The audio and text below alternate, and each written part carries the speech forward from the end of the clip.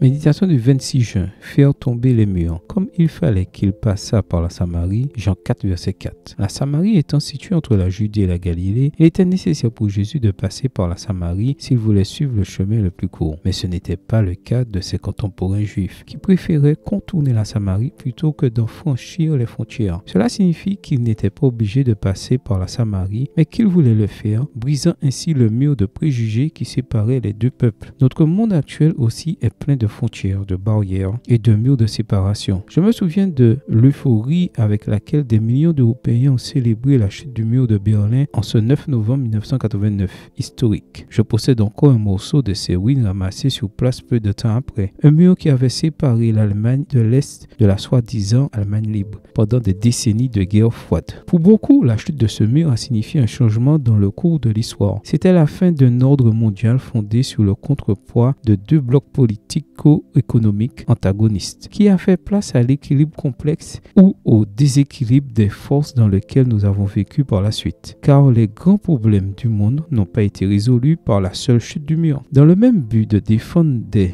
intérêts d'isoler et de séparer, de nombreux autres murs ont été érigés dans notre monde complexe. De l'ancienne grande muraille de Chine au récent mur qu'Israël continue de construire pour délimiter les territoires palestiniens, en passant par ceux que d'autres puissances justifient pour se défendre de prétendues évasions face aux millions d'émigrés, d'expatriés, de réfugiés ou d'exilés de notre époque. Une fois le mur de Berlin tombé, d'autres ont suivi, et les murs, les frontières et les barrières de toutes sortes érigées de menaces, d'injustice, d'intérêts, de préjugés, de pauvreté, de racisme, de peur, de silence, continuent de se renforcer. Jésus ne s'est pas senti confiné par les murs de préjugés qui l'entouraient. Franchissant la frontière de la Samarie, il a commencé à étendre le royaume de Dieu en dehors des territoires d'Israël et à recruter des collaborateurs non juifs pour son projet, en commençant par une femme, la première missionnaire chrétienne de l'histoire. Jean 4, versets 28 à 42. Son grand projet pour l'humanité comprend la tâche importante d'unir tous les peuples en renversant le mur de séparation, Éphésiens 2, verset 14, avec lequel nous, les êtres humains, nous isolons par la nationalité, la langue, l'ethnie, le sexe et ainsi de suite. Seigneur, détruis dans mon esprit et dans mon cœur tout mur qui me sépare de toi ou de mon prochain. Amen. Bonne journée à vous et que le Seigneur vous bénisse.